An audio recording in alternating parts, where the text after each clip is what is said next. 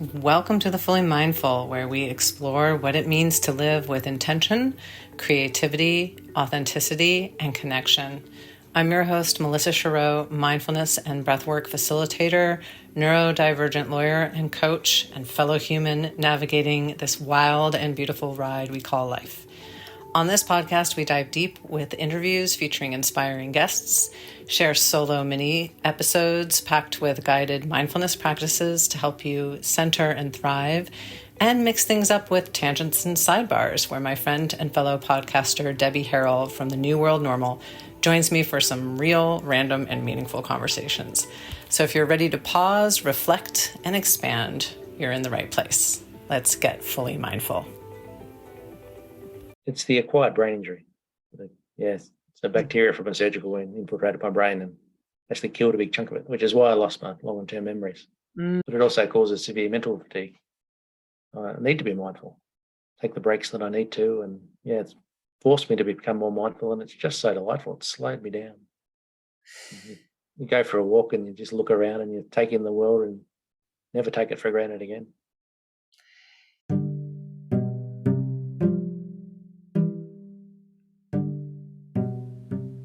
What could be more humbling than losing one's memories? Not knowing who you are, really, and what you've done, not recognizing faces. That could reasonably strike terror into most people, quite understandably. And yet, for Dane McCormack, our guest today, a Tasmanian-born and raised man living on mainland Australia, it never occurred to him. Instead, despite having lost most of his short-term and long-term memories to cancer and a subsequent brain infection amongst other devastating losses, Dane methodically went in search for his memories, and he did so through writing.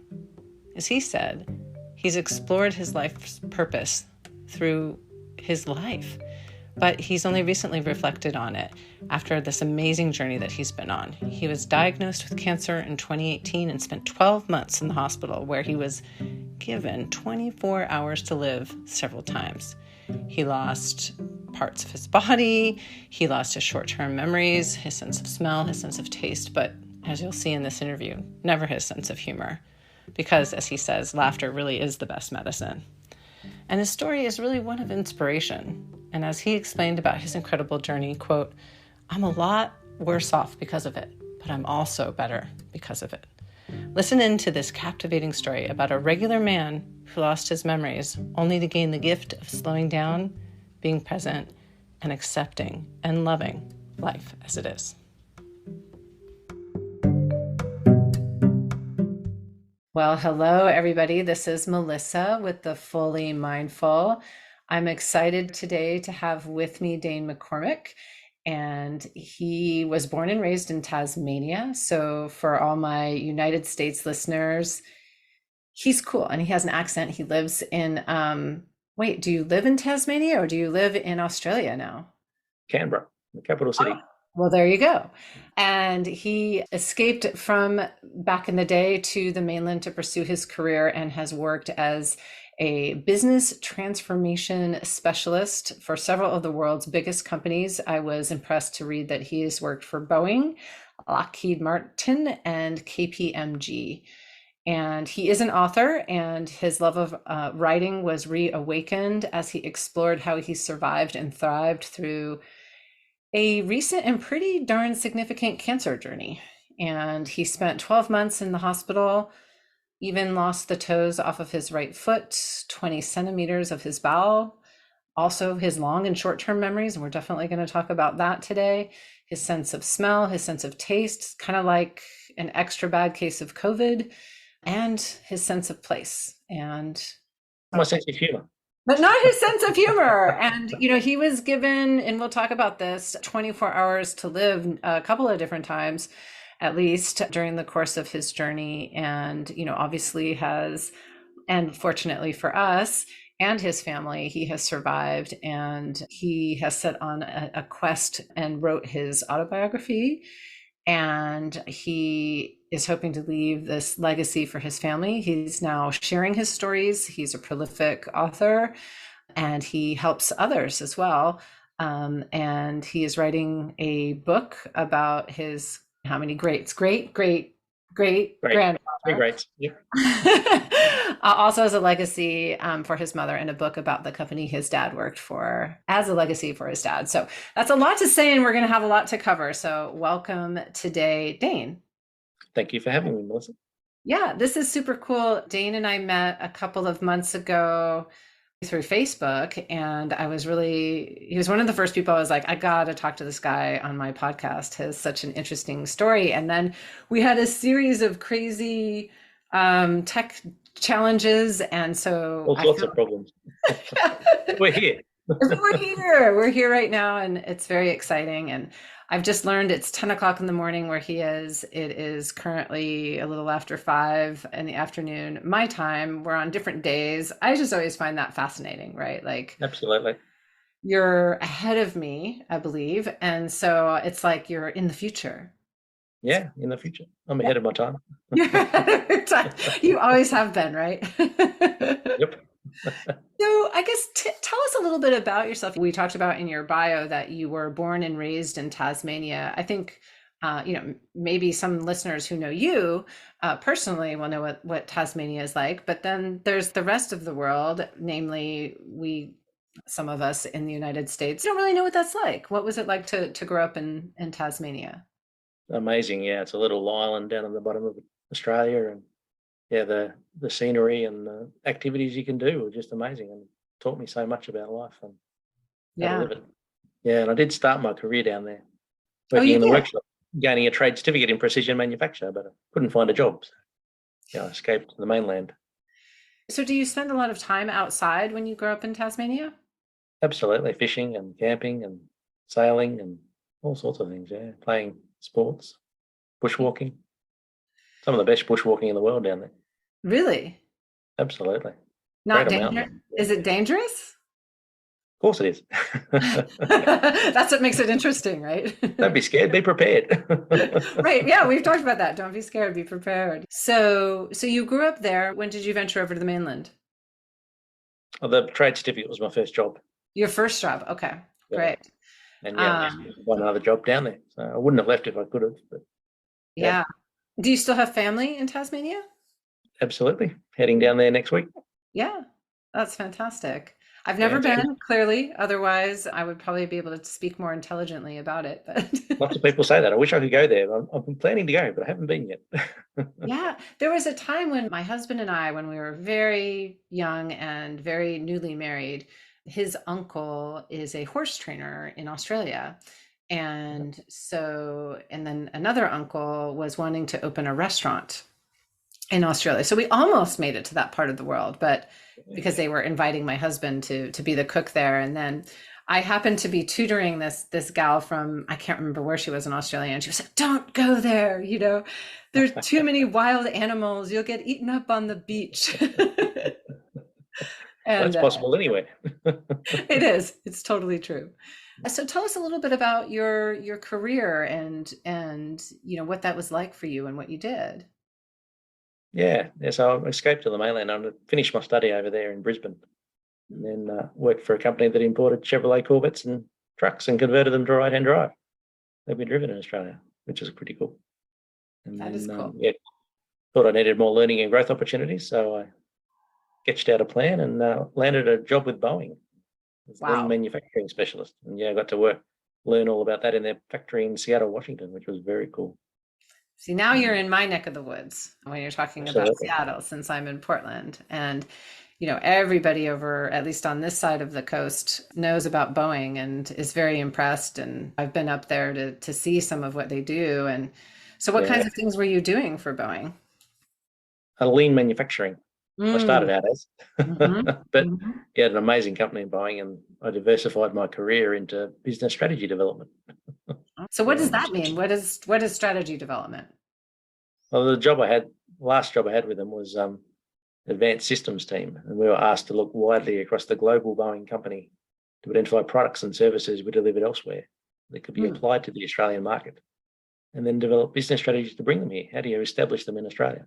How do you take a plane that we've got in Europe, bring it to Australia and sell it? Yeah, that's got to That take was very cool. some interesting strategy and thought to make that happen. Is was that cool. something, I mean, it sounds like you went to school for something related. Is it something that you kind of were always interested in doing? Well, I was focused on manufacturing early in my career, but the Hmm. university degree I did had a dual degree with marketing as the second major.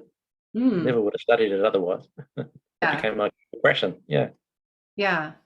Yeah, so it was, something that just evolved over time that yeah, you learned to love. yep. Boeing gave me an opportunity. I jumped in and went for it and loved it. Yeah, Yeah, it's really great to be able to be open to those opportunities, right? Like to not have blinders on, so to speak, and be so focused on what we're doing that we don't see the opportunities before us that are correct. there. Yeah, You don't know what you're going to enjoy. Do you give it a go? right. Were you nervous at all? Because it was something really different. Oh yeah, for sure. But I've done it several times before as well. So Yeah. Well, I'm and I not think stressed. earlier you said, don't be scared, be prepared, right? That's sort of Yeah, a mantra for you. yeah, yeah. One of the best examples I've got is that I was working as quality manager in integrated logistics support capability for Boeing, and Mhm. one of the customers on a $500 million program started jumping up and down. And we weren't implementing reliability engineering properly on his program. I'd never even heard of reliability engineering, but I asked around and it was fascinating. Highly Yeah. complex statistical mathematics, and I love maths. Should have been a mathematician. I threw myself in the deep end and taught myself all about reliability engineering.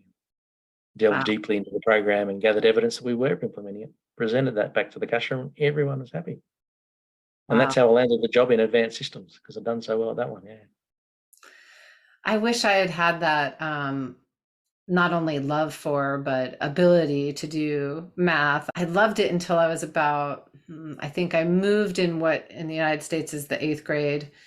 So right at the end of middle school, or what we used to call junior high school.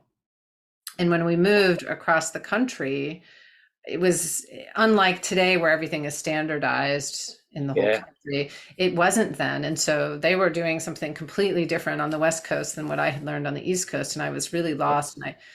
Anyway, I think I would have probably liked it, but I don't think I would have ever landed where you did and jumped into the Mm, highly mathematical and that you were in, and just using your brain in that way had to be a really kind of rewarding, if not exhausting a little absolutely, bit sometimes, but very rewarding position, I'm sure. absolutely. Yeah. I mean, you're like thinking of things that, nobody's ever thought of before, right? Oh, in a way, yeah. Yeah. Yeah. So you're doing this for a while, and then what happens? Let's take a quick break. Hey everybody, this is Melissa with the Fully Mindful. It's the new year, and I bet you're feeling the need to unlock your full potential and embrace empowerment, or maybe something completely different. Well, I'm excited to offer a new program with one-on-one breathwork and coaching sessions. We'll embark on a truly transformative journey of self-discovery, combining conscious, connected breathwork and embodiment coaching, and more. So contact me, Melissa at the Fully Mindful, for your transformative session today.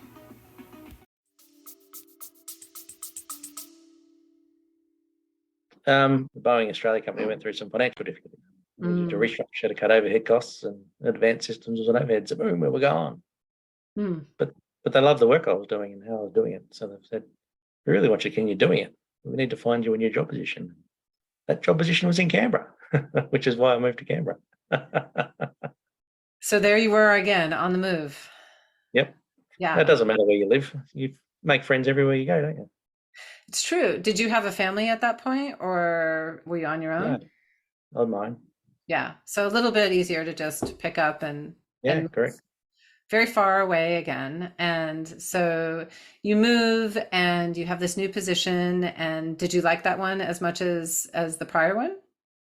I was doing much the same work, so yeah, it was good. So you're doing that for a bit, and then I don't recall exactly when, but at some point, and this is maybe more recently, you understood that you were ill, that you had a cancer diagnosis. Is that right? Yeah, yeah. Well, I don't remember that time at all because I lost my long and short-term memories. I don't remember contracting cancer or being diagnosed or chemotherapy or the stem cell transplant. I don't remember Eh, my first admission in hospital where they cut off my toes and removed my bowel. So you have Don't no remember no any recollection time of it's that gone at on. all. You just know what happened because here you are and you've lost the toes on your right foot, and so you probably have looked at your medical records and can see what happened. My first memory of my entire cancer journey is walking into the hospital for my second admission, looking down and asking the nurse, "What happened to my toes?" Oh, wow. Yeah. That had to be quite shocking, right? To not have that memory of having had that happen. Um, well, you don't remember it, so yeah, you Yeah. don't remember it. You can't remember it. Yeah. So at what point did you understand that you had lost your short-term and some of your long-term memory? I can't remember. I had some really vague memories floating Mhm. in my mind, and it wasn't until I saw pictures that I thought, "Oh, that's my last trip overseas was to Wow. Edinburgh, Scotland, to help organise the Global Space Traffic Management Conference." And I had just a couple of really vague memories floating in my mind. I didn't even know where they were or what they were or anything until I saw some pictures. Oh, that's it. I was over in Edinburgh. That's got to be like somewhat disorienting, if not completely, utterly disorienting, to know that there you were living your life, but you don't actually have a recollection of it. A It real was strong one, anyway.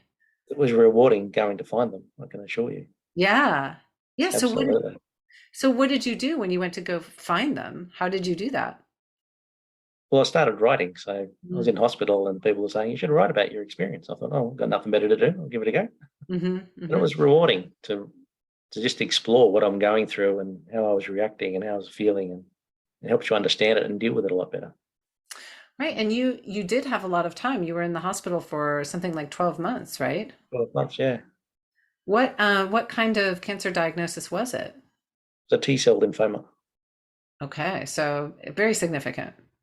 Yeah. Yeah. Yep. And I think when we talked about your background in the bio, we talked about how, and I always, and this I find fascinating, and as a writer, I want to talk to you about this language of you were given 24 hours to live on several occasions.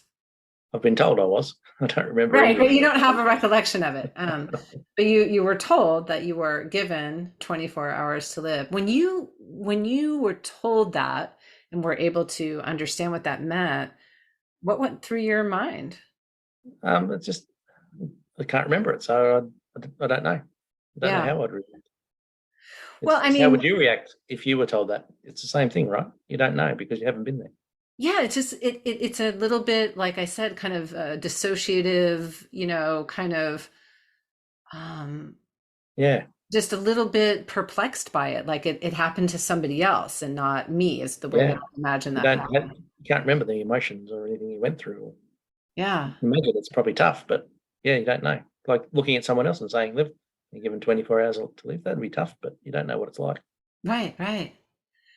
And as a writer, somebody who began to explore their experience, that's what I find interesting. And I've done some writing as well, that we use this language we're given 24 hours to live, or given, in whatever somebody's circumstances, 3 months to live. And I find that fascinating that we use that verb, given. Yeah, Somebody else has the power to to give us that. to anoint us with, here you are, you wouldn't otherwise have this 24 hours, but I shall It wasn't for me. bequeath upon you this 24 hours of life. um Absolutely. it's just it's a little bit of a strange. That's the English language for you, though, isn't it? Yeah, right. I shall bequeath upon you this 24 hours. Enjoy um your gift. it's a strange thing, and it's also just a strange thing that I absolutely intend to speak to some doctors about how they come up with these numbers. I mean, I know it's based on science and based on the law of averages and other people Yeah, with but these there's no diagnoses. certainty around it for sure. It's like No, there's you're not doing well, you're probably not going to, but we can't say for sure yes or no. Yeah. right, right. And here you are. So now it's been years after you were given, anointed, bequeathed these 24 hours. And fortunately for you and for your family and for us, you've actually gone well beyond that. Do you know why that is? Has Well, anyone told I'm you? in remission. Yeah. And I mean, so and that wasn't apparently anticipated, is what you understand. Well, that's what they were hoping for sure. That's what they were Sure. going for. Yeah. Yeah. Yeah. But I mean, when the doctors, gave you 24 hours to live. Obviously, they didn't think that that was. Well, I was in a bad state, yeah. Yeah, yeah. It's possible that I only wouldn't have come out of it, yeah. I was Right. lucky that I did. And I wonder if you've ever given any thought to this, that if in a way, losing your short-term memory maybe helped with the healing process. I know that sounds like a bizarre thing. It was so rewarding, yeah. So Yeah, rewarding to go and find it, all my yeah, memories, yeah. yeah. I'd recommend it to everyone because everyone has memory issues, right? Right. We have memories and then we lose them. And then, every once in a while, I might have an experience like you did with those vague memories. You see a picture or something and you Yeah, think, oh yeah, and it might not be a good memory, like in the sense of it's not strong in my memory, but yeah, I'll have a vague recollection. And, up until that moment, I really haven't given it a passing thought. Right. yeah. We rarely sit back and look back at life, do we? Yeah. Go Yeah. and reconnect with people that you used to work with and know, and I'd recommend it to everyone. Everyone So has a good story to tell. they do. And so that's what you started to do when you were in hospital, right? Is Yeah, you people started were. this journey. I thought about returning to work, and everyone's going, "You're a changed man." Like, okay, I believe you, but I couldn't remember who I was. Mm. I thought I'll go write my career story and figure out who I was. I could trace key learnings from childhood, how I created my career, and so I thought I'll write my childhood story. Then I Sure. was like, well, I might as well put it all together and make an autobiography. So had you forgotten as far back as your childhood as well? I'd memories all through. Yeah, there's no rhyme nor reason. I'm still updating my autobiography as I remember new things. Yeah, right. It's like sort of like Swiss cheese, right? Little holes everywhere, no rhyme or reason to it. So Correct. how did you set about recollecting or retrieving these memories and going about and finding them so that you could remember them? Well, a whole bunch of different reconnecting with people was a key one. So, Hmm. yeah, and also gliding through a location in my mind. You pick a location and you just glide through it. And you go, okay, what did I do and who did I do it with, and those kind of things. Yeah. Wow. Wow. And so when you did those exercises, would you spontaneously remember something, or would it be more like a vague memory and then it would explode? Like what was your experience of All of the above. retrieving all of the above? What was the most maybe surprising memory that you were able to retrieve? Um, can't think of a surprising one. There was some frustrating ones that I couldn't remember. Mm, My time in Brisbane, I could remember the basics of that, but not the details. mm. And I got one of my 2 a.m. inspirations, and it all came back to me. And I just couldn't stop writing until I got it all down. Wow, that's amazing. So it's just like literally in the middle of the night, Yeah, you wake up and you're flooded with, came to me. Okay, right. yeah, write it all down so that Yeah, you, because Brisbane was a key turning point in my life. Escaped from the ah, mainland and studied a degree that led me to work for several of the world's biggest companies. And had a right. great experience with all my mates up there as well, too. So that was very cool to finally remember all that. And so when you would, I mean, I'm assuming your friends and family members would connect with you when you had very few memories. Did you know who they were? Depend on the day and the time and the place. Mhm, mhm, mhm. Yeah, yeah. That had to be challenging. I mean, or at least disorienting, right? You don't Well, I know. still struggle with face recognition. Names I'm pretty good, but faces, yeah, I'm hopeless with faces. It's fascinating. I had someone on the podcast several months ago named Stephanie Dusing, and she is an advocate because of her own experience with her son had a diagnosis when he was 15 of, and I always mess up the medical terminology, but it's like cerebral visual impairment. And so it's basically a form of blindness, but it's face blindness. Oh, yeah, And so it was this shocking diagnosis because here, her 15-year-old son, who yeah, was an athlete and doing all of these yeah, things, it turned out he was blind, and yeah. and couldn't really see faces at all. But they had, he had no idea that Well, anybody he's else never was. seen faces before. He wouldn't know, would he? Yeah, he had no idea. And so it's not like, hey, mom, I'm blind, I can't see, because he just thought everybody saw the way that he saw, right? Yeah, correct. Yeah, So it was an interesting experience from that perspective. So I it wonder was. if that's similar for you, where, like you said, you might recognize somebody's name or maybe other details about them, but if you saw them, you wouldn't recognize them necessarily. Correct. Yeah, that's wild. That's More wild. than likely. Yeah, yeah. So, and obviously at this time, I'm trying to do the math. We talked right before we started up the podcast. You have a 9-year-old son. Yep. And so this happened when he was already born and living. So Yeah. did you have a recollection of your son? Yes. Good. Yeah. So that was still present and strong, I hope. Absolutely. Yeah. Has he helped you remember things because of his presence and his relationship with you? Well, everyone does. Um, and does he remember when you were in the hospital? And I'm trying to do the math. That was 4 years ago, so he was pretty young. Yeah, he handled it really well. Did he? My father contracted and died of cancer, unfortunately, while I was in hospital with cancer. And his pops died of cancer, and his dad's in hospital with cancer. Yeah. Wow. Amazing. And he was resilient through that. Yeah, handled it amazingly well. Wow. Well, what about you? You were in the hospital with cancer, and I think I read one of your pieces where you talked about you didn't really know what was happening with your father. Well, I don't remember it. Right, you don't remember it. You might very well have known, but you have no recollection. I did, yeah. They talked me through it, but yeah, I wasn't in a state to process it. Yeah. And so later, when you recognized that, were you able to have the opportunity to process it? Did writing help you process it? Absolutely, yeah. Yeah. Yeah, I went down to Tasmania and spread his ashes, and yeah, Wow. absolutely. And writing the autobiography helped as well, because you go back over his life and what he did, and right. Yeah. Right. And I think I've also read that during this time and also before, you had a pretty good mindfulness practice. Much better now. I wasn't very good at it before. No? No, God no. Would you say that the cancer diagnosis and treatment and your experiences after are what maybe spurred you to develop your mindfulness practice? It's the acquired brain injury. Yes, it's a bacteria from a surgical wound infiltrated my brain and actually killed a big chunk of it, which is why I lost my long-term memories. But it also causes severe mental fatigue. I need to be mindful, take the breaks that I need to, and yeah, it's forced me to become more mindful, and it's just so delightful. It's slowed me down.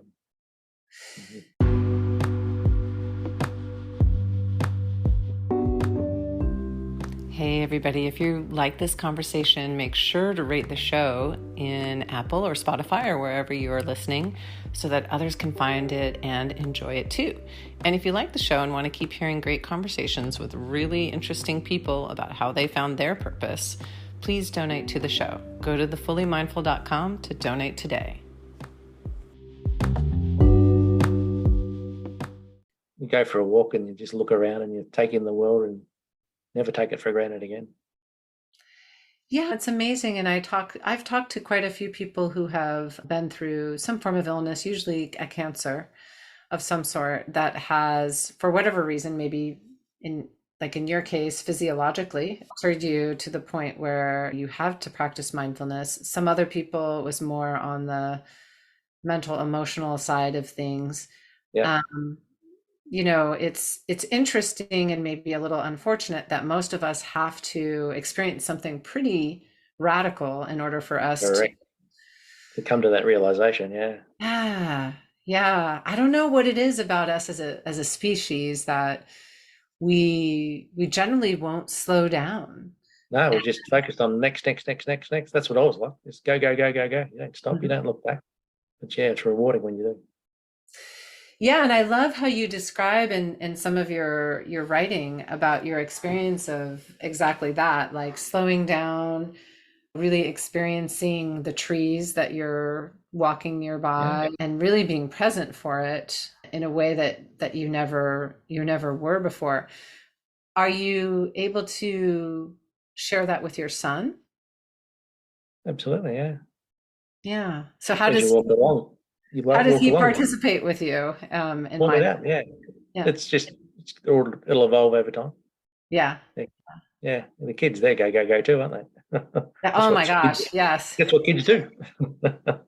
Well, and I think you were mentioning, or maybe I read somewhere that he at least, I don't know if he still plays soccer, but or maybe you were saying he was going to be playing Oh, soccer. soccer, golf, mountain biking, running, swimming. Yeah, he does it all. Gymnastics. Yeah, he likes to move his body. Absolutely. Yeah, well, and so then that's the whole thing, right? Is how do we be present in our bodies when we're experiencing these wonderful delights of human life, mountain biking, soccer, walking, whatever it is that we're doing, how to really be present. Because what I'm finding is, and I don't know if you found this as well, and this will be interesting given your experiences, is that in my view, we tend to, for the most part, overprivilege our brain at the expense of experiencing what our bodies might be telling us. Yeah. Yeah. And Yeah. so, And because I've lost my sense of smell and taste, the other mhm, senses have been heightened. So yeah. yeah, you still have your tactile sense, right? Yeah. Yeah. Still got Yeah. all that. And you have your inside sense, your gut feeling, your maybe Yeah. feelings in your heart or in your stomach or your throat. Yeah. Um, Look, I can't taste the food anymore, but I still enjoy it. Not because of how it tastes, but because of how it makes me feel. yeah, is that No fascinating? longer about delicious, it's about nutritious. Right, right, right. You can really be present for how it feels in your Yeah. body. Yeah. Yeah, Absolutely. I'll choose yeah, a carrot now instead of a chocolate bar. that's I can't even imagine experiencing that for the long term. I marvel at how you've been able to experience this positively and sort of reframe it positively. That's I the writing helps to do that. It Yeah. does. Yeah. It I helps you explore what's the good things that have come out of the bad things, and you focus on them. It's a lot easier to deal with the bad things. Yeah, that's fascinating, right? Like we have this choice to decide what we want to focus on, Yeah. right?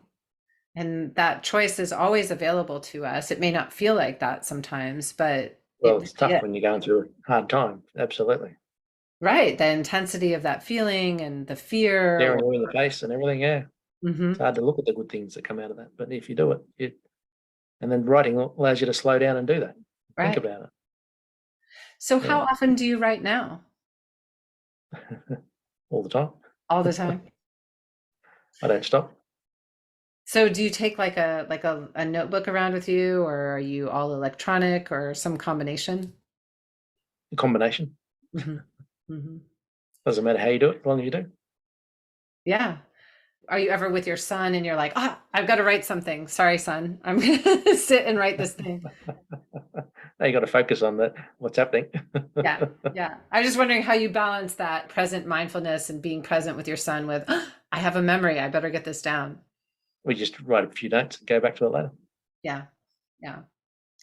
So, what are you doing? Like, I think you help others maybe with this writing process, and sort of connecting with this different part of themselves. What do you do now with that? Because you're not working for Boeing anymore, right? You're not doing the work that you were before, but you're doing something really, um, And kind of I've got really. a job. I do have a job. You have a day job, so to speak. I have a day job. Yeah. What is only that? working only working 12 hours a week, but Yeah. because of the mental fatigue issues. Yeah. But I can't do the wide thinking needed to develop business strategies anymore. I'm not as good at Yeah. it. Yeah. So I reached back into my experience to find something I knew really well. I didn't need the wide thinking skills, and I'm back working in quality assurance, working for an innovative Australian company and helping them grow by formalising their procedures and processes. Yeah. I love that. And I love how you were able to reframe the experience of, well, I can't do this other thing that I really enjoyed before, but I found something else that I really enjoy. Yeah. I think so often we can, and I know I have, get really focused and, well, I only want to do this one thing, and oh, Yeah. I can't do that anymore. So I'm just going to be bitter and frustrated about it. And no, that's not what you Easy to did. do. Yeah. It's easy to do. That writing helps again. Yeah. Writing helps. Slows you down, gets you to think about things and plan things out. And yeah. Do you find that the writing helps you in a way that talking with others isn't able to access that same processing? It's similar, Hmm. very similar. But yeah, it uses different neural pathways. So speaking and writing and visuals and yeah. Right. I always found that like writing to me seemed a little bit more ethereal or maybe dreamlike, I guess. And so I always Yeah, wondered if maybe that tapped into, a different part of our brains than than speaking with people. yeah. You discover things because you're thinking about it. You do the deep thinking to do it. When you're Right. talking with someone, you don't do that deep thinking, do you? Right. You don't have the opportunity. You don't have the time to do it. So Right. you need to be present. There's more time. I think that's key.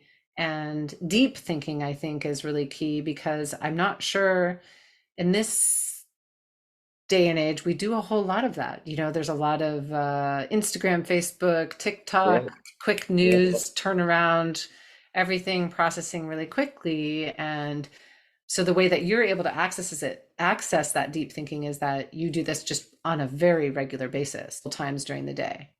absolutely. Yeah, sit back and think about things and yeah, Yeah. explore how they interact and work together and yeah. And so are you, you have your day job in which you're doing this cool stuff for this Australian company. Yeah. And sounds like you're still doing a lot of writing. Yep. Are you helping others sort of discover their ability to write and access and process? Are you working with people on that?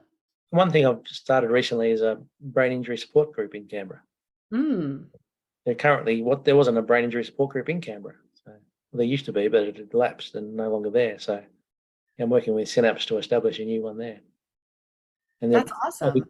I'll be using that to teach people about writing and how they can use that and all sorts of other things as well. Just going for a 20-minute walk helps clear your head. So do you meet regularly then for this support group? I've only just started. Oh, that's really exciting. Absolutely. Yeah. And so do you have a couple of people that are going to come? Yep, Yeah. that's several. Yeah. And Unfortunately, it probably runs the gamut, because you're talking about brain injury. So it could be anything from what you've experienced to, traumatic. Mhm. Yeah, getting hit in the head. Yeah. Yeah, there's a whole wide range of ways that it can happen. Yeah, Yeah. and it affects everyone differently. But there are It, some common threads, but yeah, everyone's different. what are some of the common threads that you've seen? Well, the memories one and Mhm. sensory overloads. So it can be Mm. anything. Noise. I'm really bad with noise, but heat as well and light. Mm. Yeah, all sorts of things. It's interesting. I have ADHD. I was diagnosed as a child, but I also had a head injury as a child. Yep. And so, I can relate with that experience of I'm very sensitive to certain noises and like literally can't focus on anything else if there's that Yeah, particular noise that is happening. And it's not all noises, it's just correct. particular ones. Yeah. Yeah, It's and just it'll be different. Those particular noises will be different for everyone. yeah, yeah, exactly. And so it's kind of fascinating to me. And so I don't know if it was the chicken or the egg came first, if it was the ADD that caused that Yeah, sensitivity, or if it was the head injury, and it doesn't matter, right? You just it is what it know, is. just know that it is, and then work with that. And have an interesting thing too with memories. And I do think that has something to do with ADHD a bit, but it could also be the head injury. Is that Yeah, you wouldn't know. memories are very, I don't have like a chronology like other people seem to have, like this happened first and then this happened and then this happened. Yeah, well, everyone's different there as well, though, aren't they? So how have you, now that you've been able to work so hard on retrieving some of these memories, how do you experience these memories? Do you experience them as you were present and had these experiences, or do you experience them more like an observer that I know that they're yeah, it's yeah, spiritually awakening. mm, Yeah. I now sit back and bask in my memories. mm, Never take them for granted again. Yeah. right. So you really experiencing them now, Oh and yeah, big time. yeah, yeah, and are grateful for them in a way that maybe you weren't before Well, because you hard didn't to realize remember. how, yeah, you didn't realize how precious they were, right? Yeah, Yeah. Previously, you just walk through a location. Oh yeah, whatever. Now it's right. like, oh, I remember that, and that was cool. Yeah. So in a way, it seems like this really traumatic thing that happened to you ended up producing a lot of gifts for you. Yeah. Yeah. I'm a lot worse off because of it, but I'm also better because of it. Right. Isn't that fascinating, right? Yeah. And on the You one take hand, the good with the bad. right. On the one hand, worse off. On the other hand, better off. Yeah, Yeah. correct. Yeah. So what's next for you? If you're even Well, thinking of what's next, it sounds like you're very present with what is. So maybe you're not thinking of what's next. I've never been about what's next. I've just been open to opportunity and you jump into it when you can. I've done it my entire life. So here we are. See where we go. Yeah. Are working on some other books, right? Yes, I'll be publishing my first book next year Mm-hmm. about my great great great grandfather who was a convict transported to Tasmania. Wow. That's fascinating. Absolutely. Absolutely. So did you do a lot of research by talking with Oh people? yeah. Yeah, my mother spent decades trying to find where he was from, whose heritage, whose parents were, and that sort of thing. All we know is he was a 14-year-old bricklayer's labourer from Toxteth Park in Liverpool. Hmm. So he wrote the book to explore what was Liverpool like when he lived there. And a lot of Irish immigrated over to Liverpool about that time, so maybe he was Irish, and the McGee name suggests that as well. So yeah, explore all those possibilities and see if we can come up with some more clues about where he was from. That's fascinating. It's also fascinating how you sail halfway around the world and create a new country. Right? Yeah. Yeah. Yeah, I'm calling it exiled to exalted because even though the convicts were exiled halfway around the world, let's exalt them for the amazing country that they helped build. That is amazing. I mean, that's how Australia was built, was, as this exiled, this place that people went to be exiled, and yet Yeah. this is beautiful, wild, And the amazing. culture they helped create in all Mhm. ways as well. Yeah, absolutely. Yeah. Yeah, that's amazing. So what is the name of the book? Exiled to exalted. Exiled to Exalted. That's what I thought I heard you say, but I wanted to make sure I got that right. Yeah. And that's due out next year. Well, we'll see how we go. Your plan. I've got a good first draft, but I've got a writing coach, and we'll go through it and fix it up, and then I'll self-publish it, and that'll take a while as well. So. And you've written your own book about yourself as well, your own My autobiography. That's available online. You share that link with that. Uh-huh. Fantastic. My And life is an open book. your life is literally an open book. Do you think you'll keep writing after the book about your great great great grandfather? Oh, you've got 3 or 4 more planned. 3 or 4 more? Yeah, absolutely. Yeah. What do you think you'll write about after that? Any ideas? Well, I'm writing about my hometown, Latrobe in Tasmania. Oh, wow. Small little regional town, but it was the 4th largest town in Tasmania in the 1800s. It's full of history. So much history in that little town, yeah. Yeah. Like, what have you found so far that's been the most fascinating for you? Well, it's all fascinating, yeah. Just who did it and how they did it. And there's one guy there, William Gatsby, who's designed and built half the historic buildings in Latrobe, but can barely find anything about him. We need to celebrate this man. Well, maybe you can uncover some of that, and so that people can. That's the plan. That's fantastic. That started out as a small article, but it's becoming a book very quickly. That's what happens when you write, right? On a You regular basis. never know where you're going to end up. It's true. You sort of have a plan, an idea, and then it takes you where it takes you. Story tells itself. Right, right. So, are you reading anything currently? I lost my ability to read, or the desire to read. I'm not sure how you describe it, but I used to be an avid reader, but yeah, I just can't do it anymore. I can research though and write, and that's better. I no longer read; I write. Right. Well, I mean, you have to read to research, so. You do, but it's only short. You don't dig into a big book. Right, right, and there's a singular purpose in it, right? To get small some bit information. Mm-hmm. Yeah. Extract, write. Okay, what's next? Extract, write. Yeah. So have you tried reading other types of things and you've just it's just not there for you? It's hard to describe why. I don't do it. Yeah. Is there possibly like I mean, you said that it's due to the brain injury for sure. Yeah. I was gonna say your brain suffered quite an impact. Yeah. And so maybe that part of your brain is just like, no, I'm offline now. Thanks. I'm done. I'm not going to do that anymore. Sorry. Yeah. Sorry. Find something else. What about music? Do you like to experience music? Absolutely. It's hard with my hearing, of course, the sensitivity to noise, but yeah, I sing to myself quite a bit. I like that. It that helps. It helps with the mindfulness and Does it? Yeah. relax the body. Well, it almost becomes like a mantra effect, I Yeah, imagine. correct. Yeah. Yeah. So what kinds of music do you like to listen to that doesn't bother you or interact with that sensitivity that you have? It's hard to describe. All sorts. All sorts, yeah. Not All one sorts, particular. yeah. It's not like, oh, I have a favorite style of music or a favorite composer or a favorite musician. No, Yeah. life has changed. Yeah, life has changed. So, what's next with your son? How are you doing with your son and with your memories and your relationship with him, and what's next with him? We'll find out.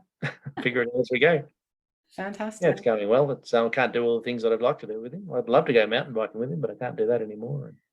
Yeah. Can't kick a ball around the backyard with him or any of those kind of things, which is unfortunate. So, what kinds of things are you able to do with him? We play games and go for walks and Yeah. Kind of more slower paced, intentional time together. Yeah. Yeah. And then, of we course, still build stuff. what's that? We still build stuff, Lego still- and Yeah, you still build things. And then I'm sure you're able to watch him do things like play soccer and experience and absolutely. cheer him on. That's wonderful. It's interesting. When I read some of the articles or pieces that you have written, my big takeaways from your experience, and so let me know if I'm close here, is acceptance, The gift presence, of acceptance. Yep. yeah, presence and support. And what I mean by that is you've had to accept, well, you didn't have to, you chose to accept what was happening with you for what it was and to be present with it and for your son and for yourself, and then to ask for help. You had a cancer coach. I don't know if that's the right term, but someone who helped you through that journey. So you had support. Absolutely, yeah. Yeah. Yeah, support's important in everything. Yeah. Even when I threw myself in the deep end with the reliability engineering, we still got a consultant on board who knew about it. You need that support. Right. And I think so often in, the way at least I've experienced the world is I've had this thought, and it's incorrect, that, you have to do things on your own. And that's just. To a point you do, but you still need that assistance along the way just to help you along. And the point is we're not alone, right? Like there are people who are willing and want to and really enjoy helping other people. Yep. Yeah. So those are my big takeaways from Thank your you. last several years of experience, and the way that you write about it is acceptance and presence, and support for that you receive, but also support that you provide others. For instance, in this new support group, I just think that's lovely. And the example that you're giving to other people of how writing can really be healing and Beneficial, transformative. healing, yeah. Mm-hmm. Yeah, my writing takes me on the most amazing journeys of discovery and recovery. Yeah, I love that. Yeah. Well, as we're sort of winding things down here, is there anything that you want to make sure that people either know about you or know about your experience, that something that's important that we did not get to? We've covered it pretty well. Thank you, Melissa. You've done a good job.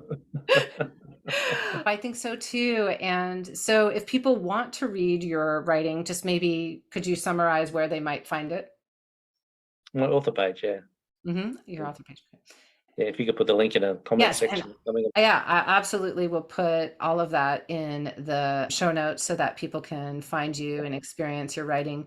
I found your writing to be very accessible and joyful, and at the same time, like, it's introspective. It's also very inclusive to the reader. So I really appreciated that. So thank you.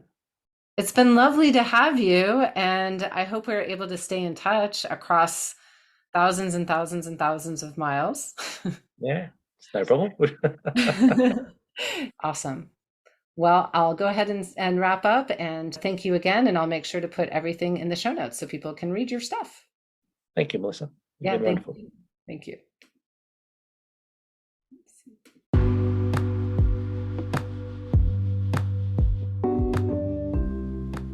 Hey, everybody, if you like this conversation and are looking to align your work and life with your purpose, or uncover your purpose in the first place, work with me. I coach people ready to uncover and appreciate their worth, make an impact, and find meaning and purpose in the work they do, whether that's personal or professional work. Get your mind right and make your plan for impact and coach with me. Connect with me for 15 or 20 at the Calendly link in the show notes below and talk about coaching with me.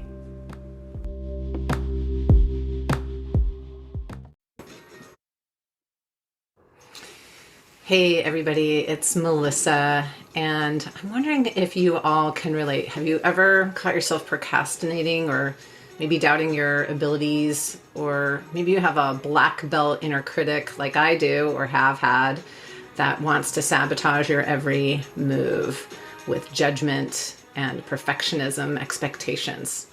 It might keep you stuck, it might keep you anxious and away from your full potential.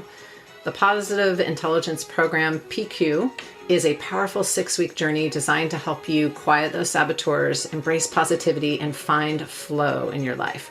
Through daily practices and weekly focuses, we'll work together to build your mental fitness. The PQ app will guide you every step of the way and support you, and you'll be supported either by myself in a one-on-one or in a small group of like-minded individuals where you can share insights and progress. So reach out, contact me at info@thefullymindful.com to find out how we can work together one-on-one or in a small group today.